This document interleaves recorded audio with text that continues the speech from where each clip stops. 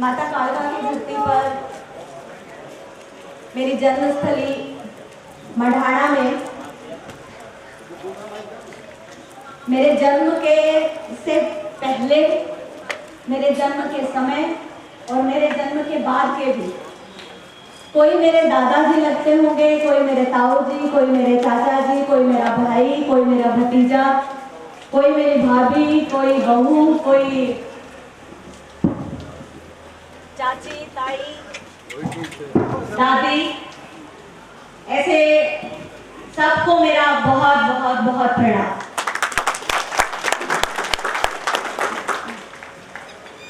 आज के इस कार्यक्रम में मंच पर उपस्थित आदरणीय, वैसे तो मेरे सारे भाई साहब और बहनें ही हैं, लेकिन इसके बावजूद भी जो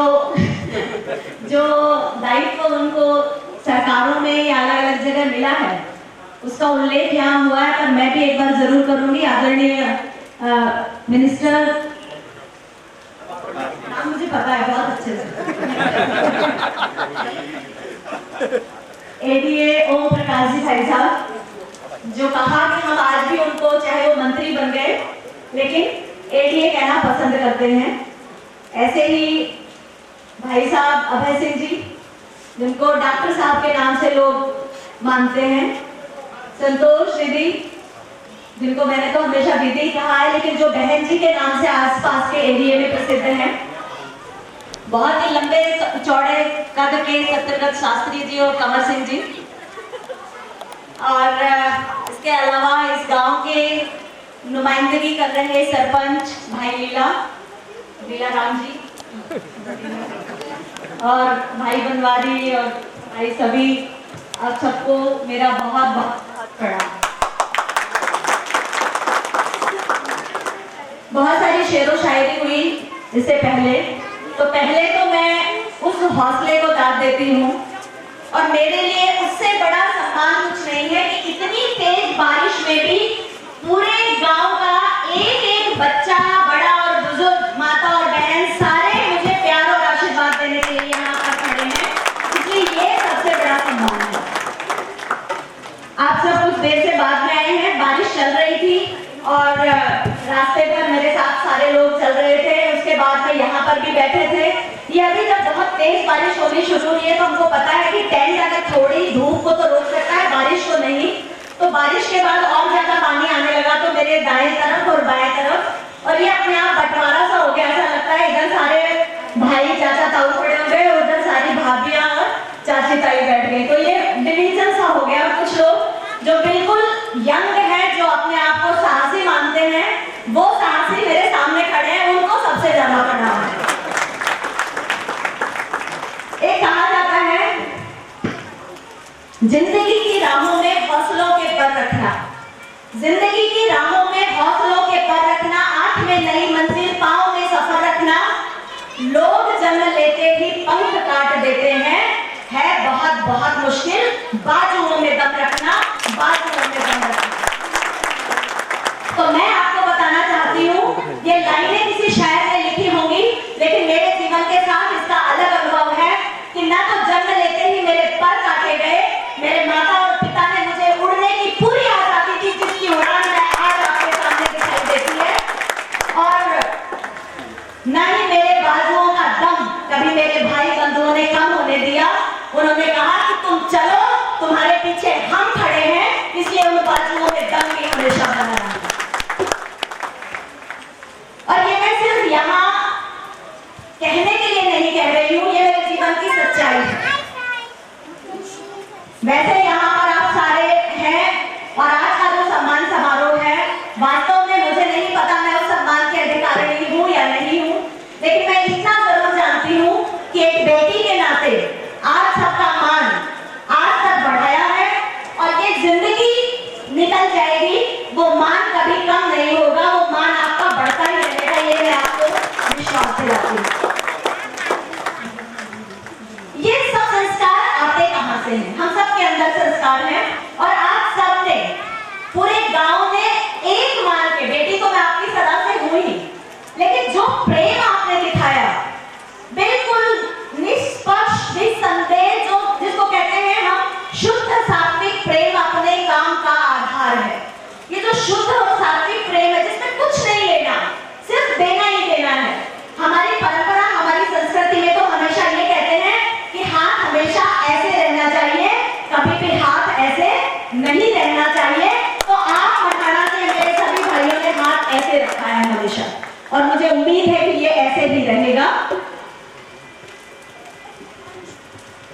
मेरे पिताजी की जो बहुत बड़ी माँ यहाँ पर बैठी है, कहने को तो इन्होंने अक्षर ज्ञान नहीं लिया, लेकिन अक्षर ज्ञान नहीं लेने के बावजूद पढ़ाई का जितने ज्ञान किसी पढ़े लिखे धुरंधर को हो सकता है, उससे ज्यादा ज्ञान माँ को है।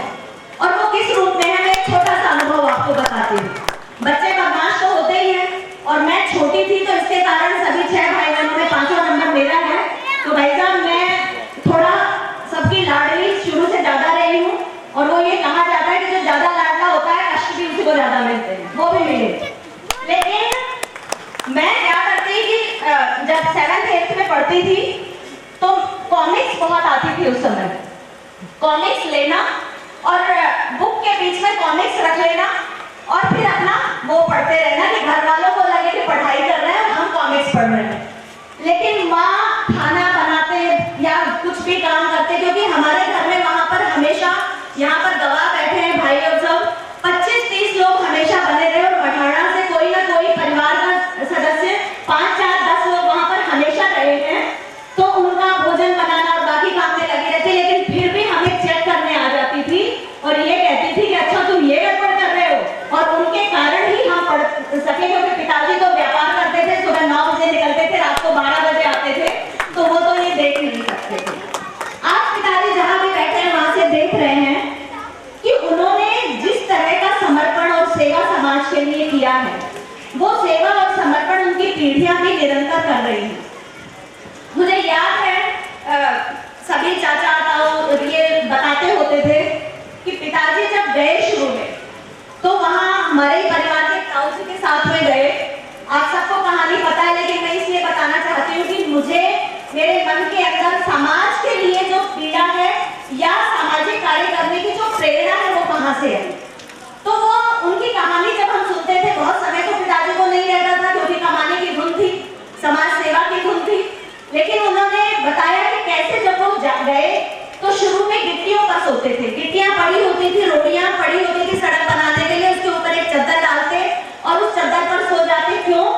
क्योंकि उनके पास किराए का कमरा लेने के लिए पैसा नहीं। लेकिन वही इंसान यही सब करते करते परचून की दुकान करी, मुनीमी करी, और उसके बाद में धीरे धीरे पहले मुनीम जी कहलाए जब मुनीमी करते थे, और जब वो थोड़ा पॉलिटिक्स में आए तो उसके बाद नेताजी कहलाने लगे, और उसके बाद जब पूरे सामाजिक कार्य में आ गए तब लोग उनको बापू कहने लगे। और आपको पता है कोई व्यक्ति को बापू कहना आसान नहीं है, बापू उसी को कहा जाता है जो वैसा काम करता है।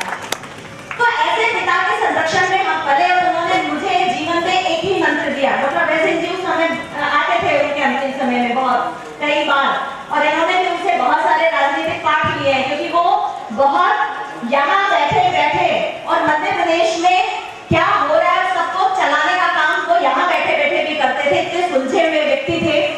तो उन्होंने एक ही कहा कि किसी काम में जल्दबाजी मत करना, जो तुम सामाजिक काम कर रहे हो वो करते रहो, ईश्वर तुम्हारे इस सामाजिक कार्य को देख रहे हैं और समाज में तुम्हारा स्थान बना हुआ है, ये स्थान बना रहे, यही सबसे बड़ी आपकी कहना चाहिए कि स्थान है समाज के अंदर। क्योंकि कोई भी चीजें पाने के लिए व्यक्ति काम नहीं करता, और हमने भी विद्यार्थी परिषद का जो काम किया वो कभी कुछ पाने के लिए नहीं किया, और इसलिए हमने जिस मूल मंत्र पर चले वो ये था कि तन समर्पित, मन समर्पित और यह जीवन समर्पित, चाहती हूँ देश की धरती तुझे कुछ और भी दूं, चाहती हूँ देश की धरती तुझे कुछ और भी दूं।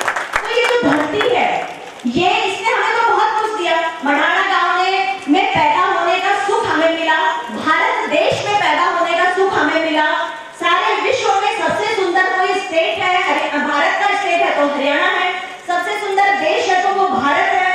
तो वो भारत को विश्व गुरु भारत जो था दोबारा बनाने में हमारा योगदान क्या हो सकता है, उसके लिए काम करने का सौभाग्य यदि इस जीवन में मिल जाए तो इससे बड़ा सौभाग्य इस धरती पर दूसरा कुछ भी नहीं होगा, और वो सौभाग्य हमको मिला। आपको पता है कि बीच में कुछ परेशानियां भी जीवन में आई है, जीवन का चक्र है, किसको ईश्वर कितने दिन का साथ देता है ये पता नहीं, लेकिन उसमें परिवार का साथ खड़े रहना।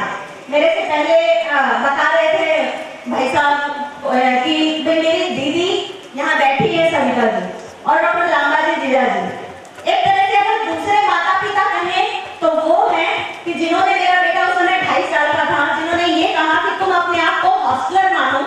हॉस्टल में रहती वैसे रहो, अपनी जॉब करो और उसके साथ सामाजिक काम करो, बाकी तुम्हारी कोई चिंता नहीं है। इसलिए मेरा बेटा उनके हाथों पला और आज वो भी भगवान की दया से कामयाब इंसान है, तो ये उनका योगदान है।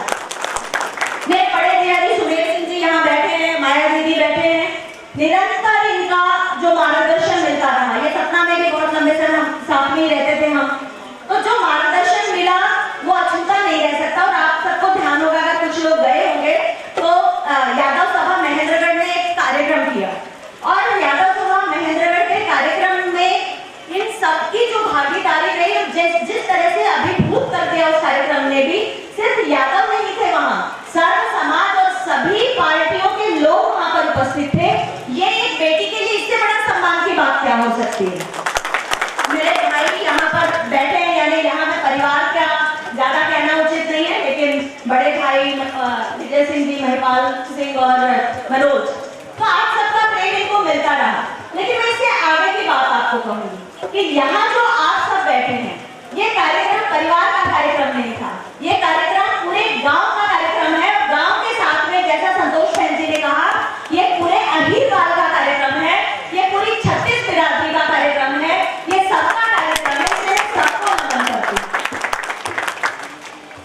एक बात जो संगठन में काम करते करते ध्यान में आती है कि जीवन सबके पास 24 घंटे का है। मुझे कई लोग पूछते हैं कि आप मैनेज कैसे करते हो अपनी परिवार की लाइफ में, फिर अपना नौकरी, और तीसरा अखिल भारतीय विद्यार्थी परिषद का काम, जिसके कारण मैं देश भर में घूमती रही। महीने के लगभग 10-12 दिन ऐसे, जो भी छुट्टियों के दिन थे वो हमेशा बाहर ही रहते थे, इसलिए सबको पता था कि छुट्टी है तो मैं घर पर नहीं हूँ। तो मैनेज कैसे करते हो? तो आपके मन में भी कभी ये प्रश्न आया होगा। बहुत सारे लोग तो यही सोचते थे कि ये बैग उठाए घूमती रहती, आज बैग उठाया, कल लाके रख दिया, फिर उठाया, फिर रख दिया। यहाँ मैं सरकारी स्कूल से राजकीय वरिष्ठ माध्यमिक विद्यालय में मैं पढ़ी हूँ। मेरे ख्याल से ये हमारा कौन सा विद्यालय है? नहीं, आरोपी है जी। तो मैं पढ़ी, तो मैंने तो गर्ल्स स्कूल में ही पढ़ाया है, पढ़ी भी मैं गर्ल्स सरकारी विद्यालय में थी। और आज यहाँ पर इस विद्यालय में जो कार्यक्रम किया है, तो मुझे ध्यान में आता है कि मैं अपना शुक्रवार, अगर शनिवार इतवार छुट्टी है तो शुक्रवार को बैग लेकर के स्कूल में आती थी, स्कूल में पढ़ाना, वहीं से जहाँ दिल्ली जाना है, कहीं जाना है, वहां चले जाना, आगे ट्रेन पकड़ना, फ्लाइट पकड़ना, आगे चले जाना, और सोमवार को सुबह सुबह 8 बजे से पहले स्कूल में पहुंच जाना। तो ये मुझे तो कभी बड़ा नहीं लगा, लेकिन देखने वालों को बहुत बड़ा लगता था कि ये कैसे कर सकता है कोई व्यक्ति। तो जब हमारे मन में समाज के लिए और राष्ट्र के लिए कुछ करने का भाव होता है, तो समय अपने आप निकल जाता है। जैसे आज सबके पास काम है, इतवार का दिन है, तो जो एम्प्लॉय है उनको वैसे एक दिन की छुट्टी मिली है, जो मेरी भाभियां और जो महिलाएं, बाकी सब चाची ताई यहाँ पर बहनें और सब लोग हैं, उनको भी घर में जाके खाना बनाने का टाइम था, शायद आज भोजन भी नहीं बनाया और इसी से पेट भर रहे हैं बात सुन करके।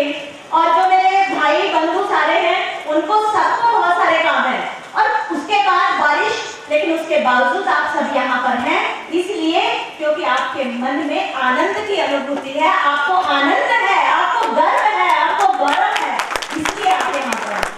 तो जब काम में मजा आता है, जब काम में आनंद आता है, उस काम को आप करते हो। देखो कई बार कहते हैं कि भाई जिसका जो मन नहीं है, अगर उसको वो काम दे दिया जाए तो वो बिल्कुल अच्छे से नहीं करता। तो इसलिए जिस काम में मजा आए वो काम करना चाहिए। और सबसे बड़ी बात, ये जो छोटे छोटे नन्हे मुन्ने बच्चे, ये देखो मोबाइल खेल रहे हैं यहाँ पर बैठ के, ये जितने छोटे बच्चे हैं, ये सारे वहां से साथ में चल रहे हैं 1 किलोमीटर दूर से, और अभी भी खेल रहे हैं। तो इन सारे बच्चों को भी बहुत बहुत प्यार। और ज्यादा तो मैं क्या कहूँ, पहले ही बहुत कह चुकी हूँ। तो आप सबको बहुत बहुत बहुत बहुत धन्यवाद। और इस समय ओम प्रकाश जी भाई साहब, अभय सिंह भाई साहब और संतोष दीदी, सतरज जी, आप सब आए और आप सबने जो समय निकाला उसके लिए आभार। इसके साथ साथ इससे पहले मुंडिया खेड़ा में कार्यक्रम था, मैं आपको वहाँ के लिए भी बस इतना बताना चाहूँगी कि मेरा जाना तो कम रहा था बहुत समय, लेकिन क्योंकि मैं बाहर ही रहती थी ज़्यादा, तो लेकिन पूरा गांव, मुझे नहीं लगता यहाँ मुंडिया खेड़ा से भी बहुत सारे लोग अभी भी आए हुए हैं, तो गांव का एक भी बच्चे से लेकर बुजुर्ग अपने घर में नहीं था, सारे के सारे वहाँ कार्यक्रम में